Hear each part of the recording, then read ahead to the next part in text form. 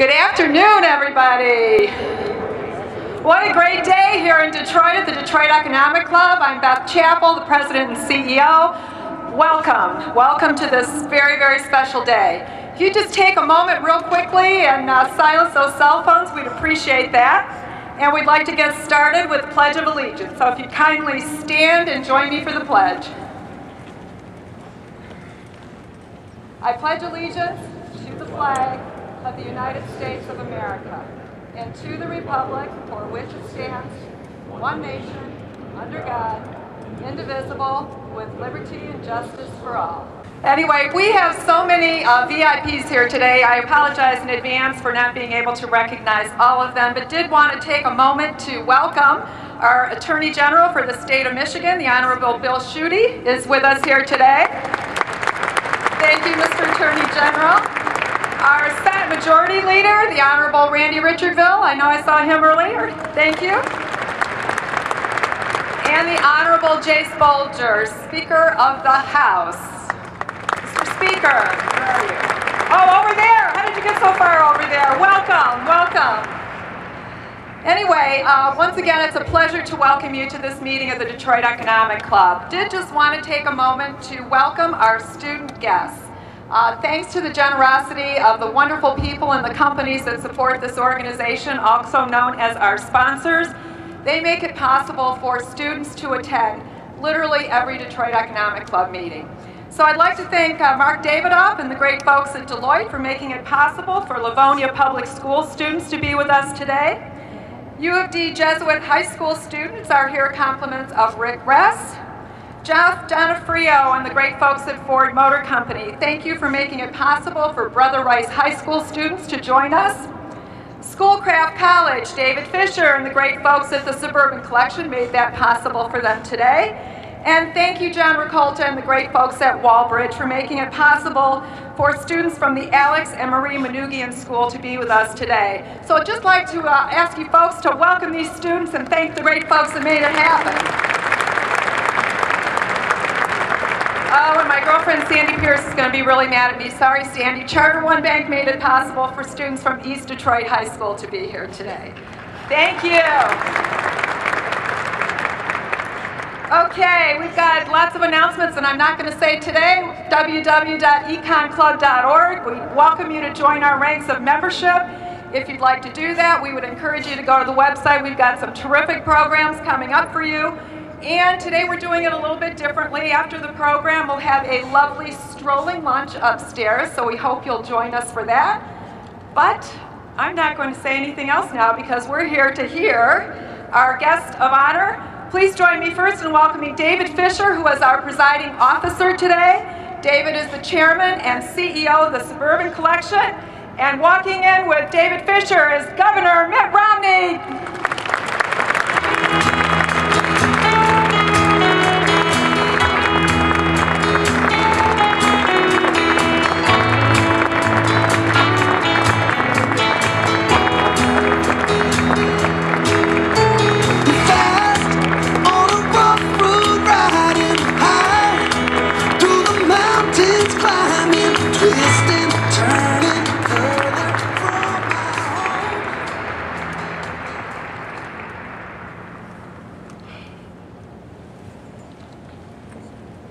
Good afternoon. This is truly an honor for me to be here this afternoon, and to make this introduction. This is a guest who is no stranger to this club or the state of Michigan, and introducing Governor Romney, as I say, is truly a treat.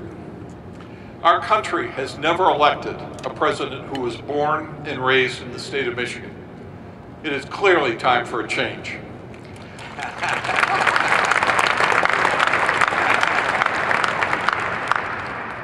Our state has never elected a car guy.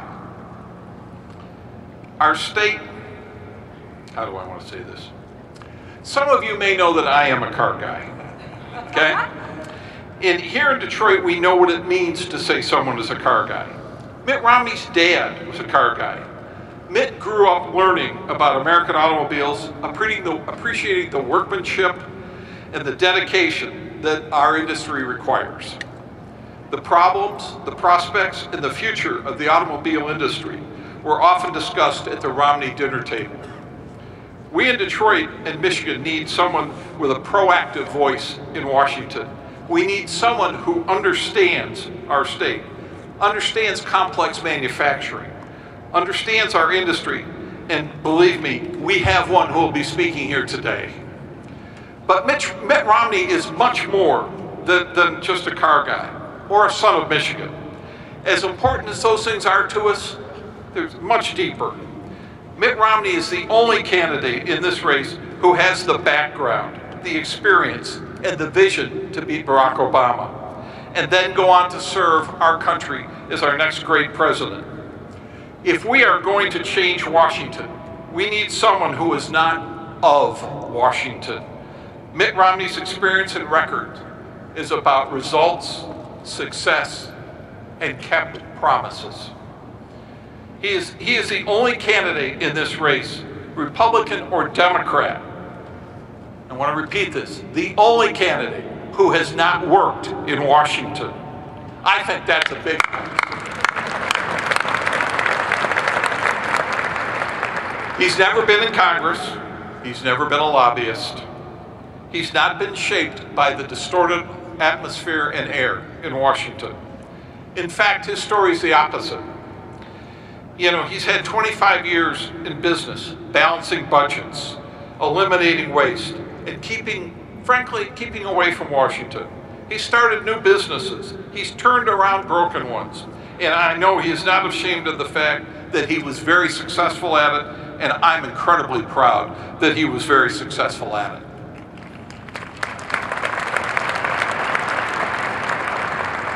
In 2002, when the Salt Lake Olympic Games were mired in scandal and controversy, many were suggesting that they could not be salvaged. The Olympic Committee and community called on Mitt Romney, and Mitt, in true Mitt form, answered their call. He went to Salt Lake, he restructured the games, he cut budgets, he eliminated inefficiencies, and he restored the faith of the country, the donor community, and the Olympic Committee. In the end, the Salt Lake Olympics were considered to be the most successful to date and left behind, I love this, he left behind a surplus. Can you imagine that? Then Mitt went to Massachusetts, was elected governor, and led an incredible turnaround. You think Washington is bad? It should be governor in Massachusetts. 85% of the legislature was Democratic, the opposing party, and yet he was able to cut taxes 19 times and left a rainy day fund that any governor would be proud of. I'm not going to spell out what the governor's going to say today, what he's planning to do when he becomes our next president. That obviously is up to him. But I do know this. Our country remains locked in economic crisis. Millions of Americans can't find work. They've lost their homes, and their future is clearly not what they had planned. Here in Detroit, we know that feeling firsthand. We've experienced this crisis probably more profoundly than most. I know that this great crisis have a way of bringing forward great leaders. And quite frankly, we have a great leader in front of us today. Please welcome a man of great integrity, great vision, a dear friend. Ladies and gentlemen, I give you the next President of the United States, Mitt Romney.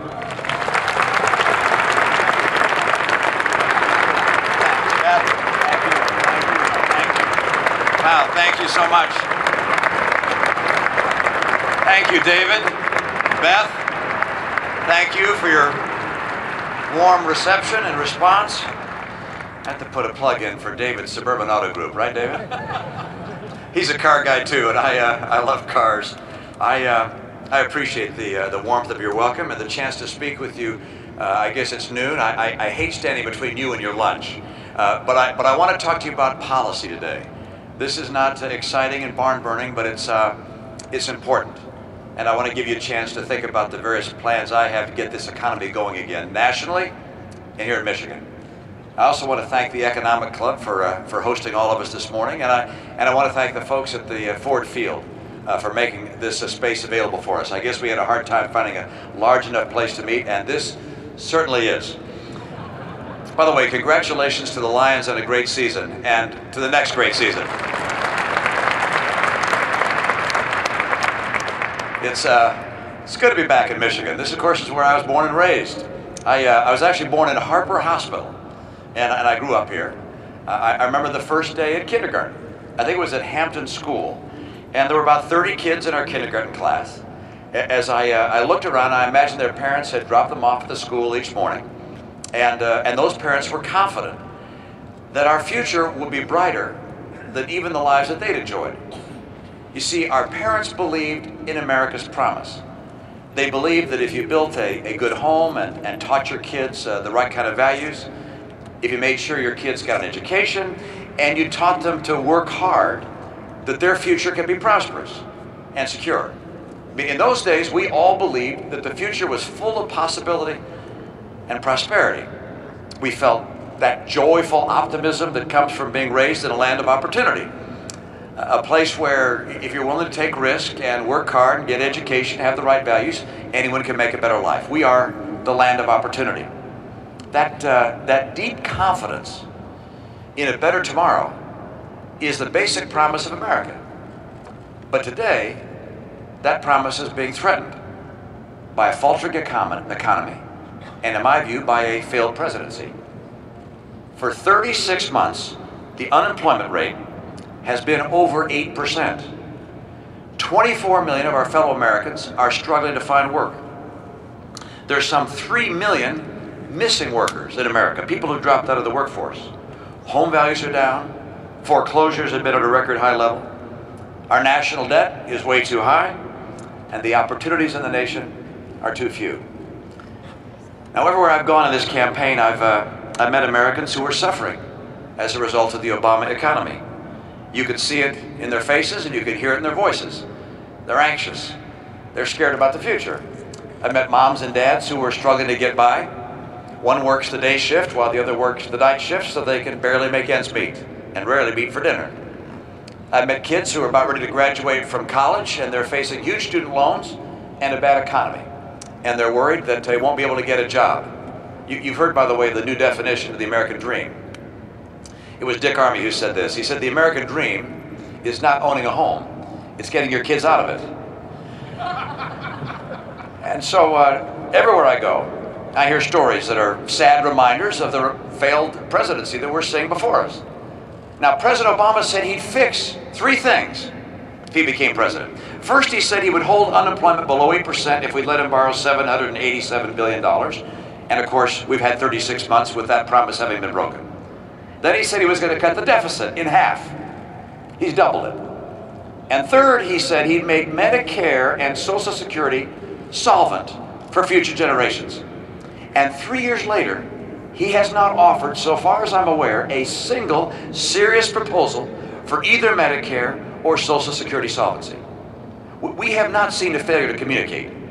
We've seen a failure to lead. And that's why I'm running for president. I want to restore America's promise.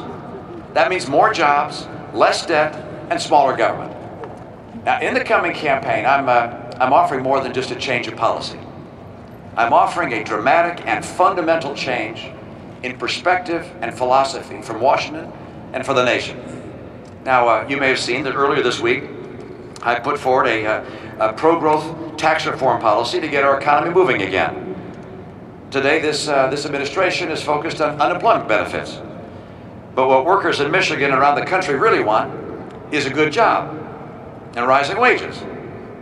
Reforming the tax code is, in my view, one of the surest and quickest ways to achieve that kind of goal. First, I'm going to make an across-the-board 20% reduction in marginal individual income tax rates. 20% down across the board. And now think about this. By reducing the tax on the next dollar earned by all taxpayers, we encourage hard work, we encourage risk-taking, we encourage productivity by allowing Americans to keep more of what they earn. And by the way, the businesses that pay taxes through individual income tax, not the corporate C corporation, but individual income tax entities, they account for, guess what? Guess what percent of American workers work for those kind of businesses? Sub-S and LLC, personal income tax companies. Over half of all American workers work in those kind of companies in the United States. So this kind of tax cut encourages small business to hire to raise wages. And small business is what pulls us out of recessions and get this economy going again. So that's part one. Second, I'm going to make our business taxation, the C corporation taxation, competitive globally. I'm going to reduce the corporate tax rate to 25% from the current 35%. We're the highest in the world. That's got to end. Let's get competitive again.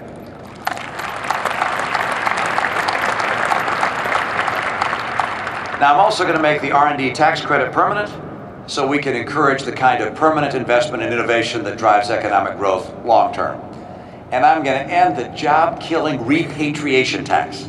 So American companies who do business overseas will bring their profits back home and invest them here. I don't know whether you know what those things are, this repatriation tax. But those who are not familiar with it will find it interesting. If there's an American company like Ford that has a division in China, making cars in China, and they make profit there, right now, if they keep their profit in China and invest there in China, there's no U.S. tax.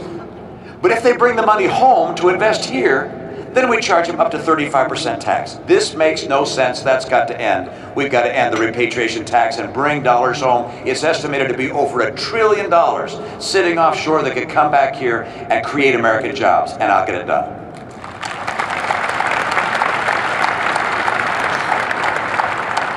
Now, of course, I'm going to maintain the 15% capital gains tax rate. That's the right course to keep our economy growing. I'll eliminate the tax entirely, by the way.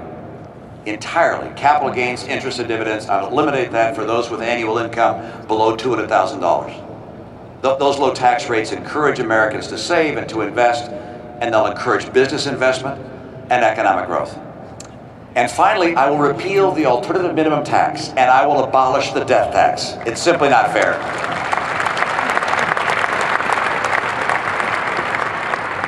Now, let me make it clear. These changes I will not allow to raise the deficit.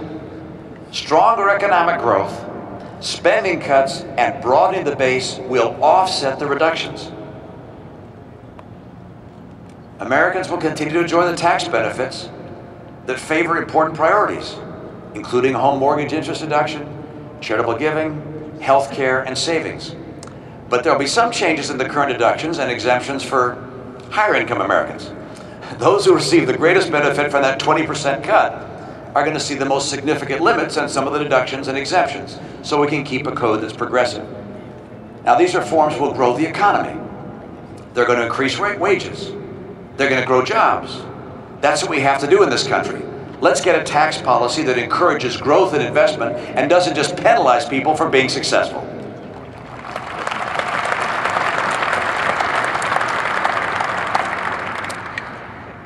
Now, let me mention something else. All of you who have experience in business are familiar with the balance sheet. I find it interesting that the largest enterprise in our country, the federal government, doesn't publish a balance sheet. But in fact, we have one. And if we're going to get our fiscal house in order, we also have to fix our national balance sheet. Today, we face $62 trillion in unfunded promises in our entitlement programs, Medicare and Social Security being the largest. You know, we talk a lot about the $15 trillion of deficit debt that's been piled up. We got to tackle that debt as well. But it's that $62 trillion of unfunded promises that keeps most of us up at night. Now, a few common sense reforms are going to ensure that we can make good on our promises to our seniors, and we can also save Social Security and Medicare for the future generations. Tax hikes are off the table. There's going to be no change also for the people who are near retirement or currently retired. But younger generations who enter that system have to have a system that's strengthened for the coming century. When it comes to Social Security, what I'll do is slowly raise the retirement age. We're also going to slow the growth in benefits for higher income future retirees. And then when it comes to Medicare, tomorrow's seniors will have a choice among insurance providers, including traditional Medicare offered by the government. And as with Medicare Part D, the private sector will also compete to offer insurance. And they'll provide coverage at the lowest possible price.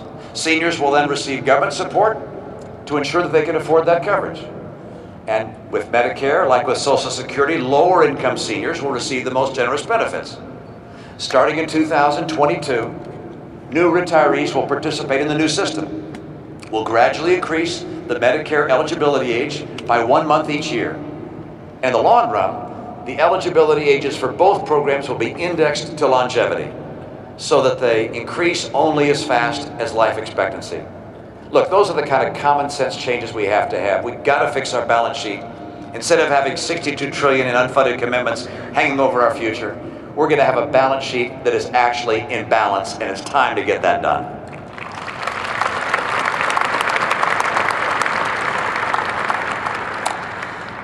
Now, one more thing. My administration will also make the hundreds of billions of dollars in cuts necessary to reduce spending to 20% of the economy by the end of my first term. And I'm going to cap it at that 20% level. And then, without sacrificing our military superiority, I will balance the budget. Now, there are 3 things I got to do to get that done, and they're not easy. First, I'm going to cut programs. I'm going to look at every single government program and ask this question: is this program so critical that it's worth borrowing money from China to pay for it? And if not, I'm going to get rid of it. Of course, I'm going to start with the easiest cut of all. I will get rid of Obamacare.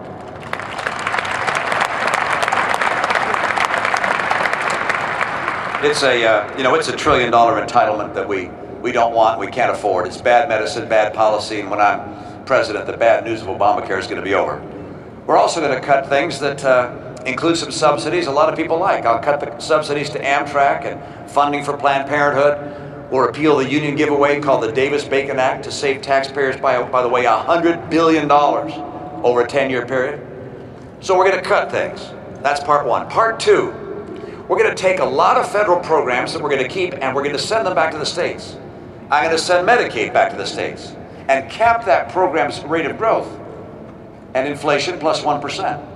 And I'll do the same for other programs like food stamps and housing subsidies and job training.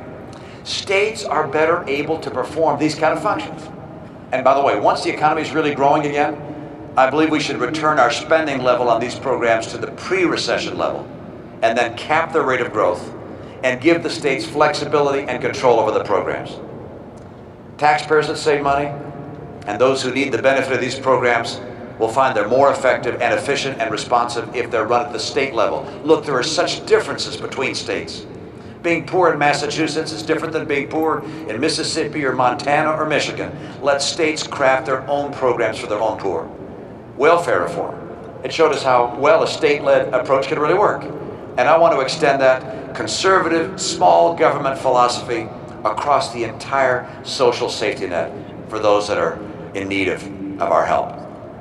Now finally, I've said number 1, cut programs to balance the budget. Number 2, send programs back to states where we cap their growth rate but let states manage those programs in the way they think best. And the third thing to do is to make the government that remains, that government itself, has to be more efficient. And I'm going to shrink the size of the federal workforce, initially by 10% through attrition.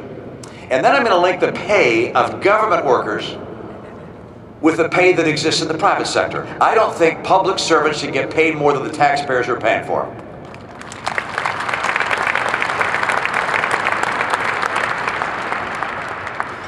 Now, this is a plan to get America back on track. Talked about tax policy, lowering tax rates to create growth.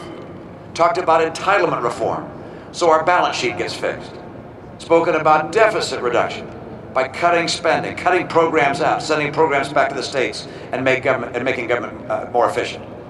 But I also want to take just a moment to think about Michigan, what it takes to get Michigan on track, in addition to what's happening at the national level. And that, of course, revolves in many respects around the auto industry. For Michigan to be strong and vital, the auto industry has to be growing and thriving. I hope we learn lessons from the experiences of the past. In my view, the industry got in trouble because the UAW asked for too much, management gave too much and made other mistakes, and the government CAFE standards hurt domestic automakers and provided a benefit to some of the foreign automakers. By the way, the result of those missteps was a cost penalty per car of about $2,000. And I'll tell you, even the best designers and engineers in the world, and they're here, could not overcome that kind of cost disadvantage without the customer being able to tell. And so as we look forward, it's important that the UAW takes care not to impair the long-term future of the industry. And CAFE standards have to be worked out between government and the private sector so they don't become overly burdensome and put our domestic manufacturers at a disadvantage. And the companies, they've got to invest in new technology and take advantage of the massive new markets. The largest markets in the world are going to be Indonesia and Brazil and China and India. We should get, by the way, we should get the government out of General Motors so that the future of that company is determined by the demands of the marketplace, not by the preferences of bureaucrats in Washington.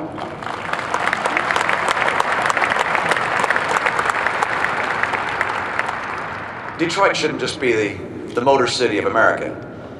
It's got to be the motor city of the entire world. And I want to make sure that happens.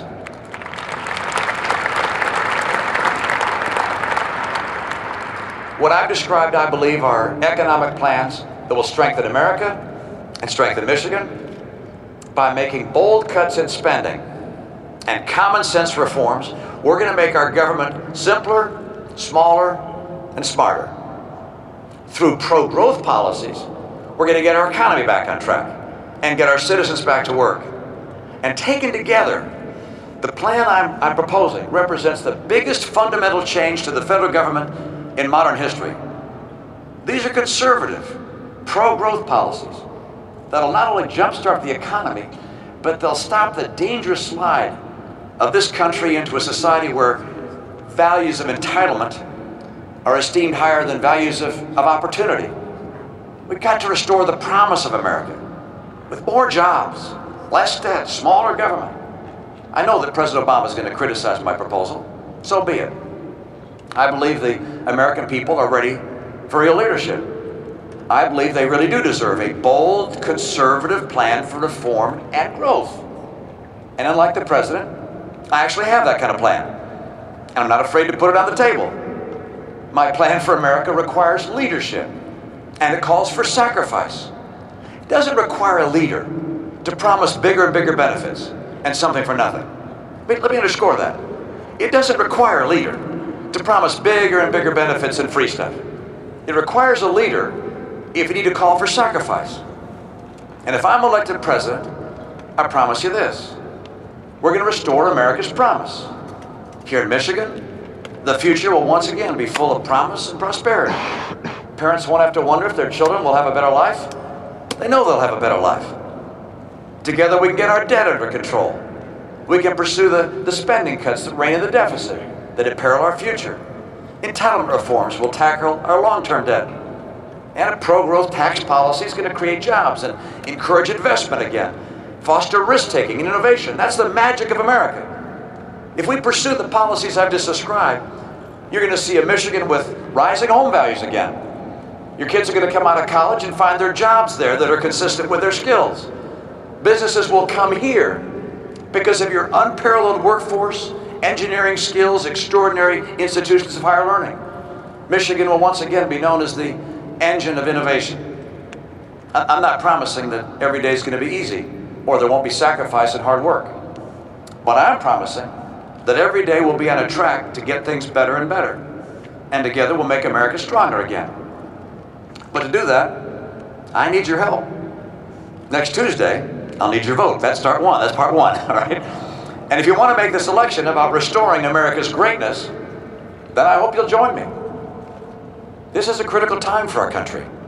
I love the foundation of this extraordinary land. I think it was spoken of and written by the founders of this country. When they wrote the Declaration of Independence, they chose their words carefully. They said, we were endowed by our Creator with our rights. Not by government, not by the king, but by our Creator. And among those rights are life, liberty, and the pursuit of happiness. That last phrase, the pursuit of happiness we sometimes gloss over in our minds. But it suggests that in America, people would be free to pursue their path in life as they choose. They would not be limited by government or by the circumstance of their birth. And because of these freedoms, our freedom, our liberty, and our right to choose our course in life, America became the place on the planet where people came with innovation and pioneering spirit. That's what built this city and built this state. pioneers and innovators, hard workers that came to work for them and build this extraordinary land. We have a president today who I think is trying to transform America into something we wouldn't recognize. I don't think that's the right course for America. I love what we are. I want to restore to America the principles that made this the hope of the earth. I want to restore freedom. I want to restore a conviction that people pursuing their own path in life will build a better future. And so I come to you and ask for your help. I want to restore the greatness that's America, relying on the greatness of the American people, their dreams, their visions, their education, their hard work, their innovative spirit. That's what makes us who we are. This is a critical time for America. We're going to have to choose who we are, what the soul of America is going to be. Are we going to be a nation led and governed by a massive government in Washington taking a larger and larger share? Do you realize government today accounts for about 35% of our total economy? Federal, state, and local? 35%. We're inches away from no longer being a free economy. I want to get more jobs and less debt and shrink government. Get back to the American people being able to pursue their course in life. I love this country. I love what it stands for. I love the vision I have of the future. I'm optimistic about the future. I'm convinced that the American people, if they're led by people who are actual leaders, who know how to call for sacrifice, rather than just promise bigger and bigger benefits, that Americans will rise to the occasion. I believe that despite the challenge that we have, that if we have a president that will tell the truth and live with integrity, who actually knows how to lead, who, by the way, likes cars, and who will call on the greatness of the American people, we'll see Michigan come back, we'll see America come back, and we'll know that America will remain the hope of the earth. Thank you so much. Great to be with you this morning. Thank you.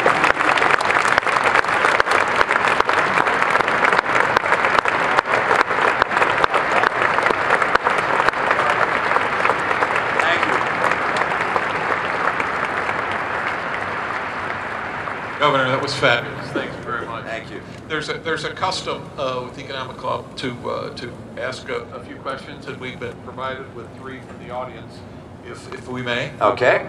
The first question is, China is a growing power on the world stage. What should the United States do to nurture a strong and positive relationship between these 2 countries? China is smart enough to know that in the free enterprise system, which they have adopted to a certain degree, that you're in competition. And they will take every advantage that a competitor normally wants to take to strengthen their hand relative to us or relative to any competitor. That's what competitors do. And they have taken advantage in ways that in many respects are unfair. The reason we have laws and regulations is to allow entities to play in a level playing field so that the most effective competitor succeeds and the less effective competitor weakens and perhaps does not succeed. China has taken advantage of the fact that we haven't been watching very carefully, that we have not insisted that they abide by the rules. And so, for instance, they hack into our computers, government computers. They looked at the designs of our new aircraft, the F-35, for some 2 years before we figured that out. Then they go into corporate computers and see what kinds of things you're designing. So the millions and billions you spend developing new products, they get for free.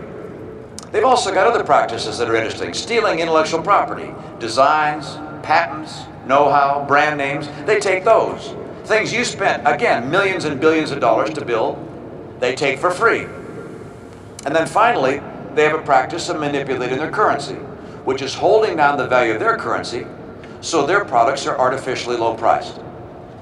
The impact of those unfair practices is that Americans have seen businesses go out of business, where on a level playing field they would not have. And so you have to have a president who's willing to call them on the carpet and say, look, we love free trade. I'm a pro-free trade guy. I want to open up more markets for free trade. I applauded the Colombia, Panama, South Korea deal. If we can't compete in a level playing field, why, we might as well lock the doors. Of course we can compete. We'll win in a level playing field. But we can't have people like China cheating. Now, they recognize that. They got to be sitting back and asking why it's taken us so long to finally figure this out. People say to us, oh, but if we crack down on them, why, there might be a trade war. This is how much stuff they sell to us every year. This is how much stuff we sell to them every year. They're not about to start a trade war, all right? What we got to do is make sure that we get back to a level playing field and we work together, because our common interest is a growing, thriving world economy where we compete. China can be an ally for prosperity in the world. But we can't allow them to continue to steal jobs, and if we do, the consequence for our kids and their kids is unthinkable.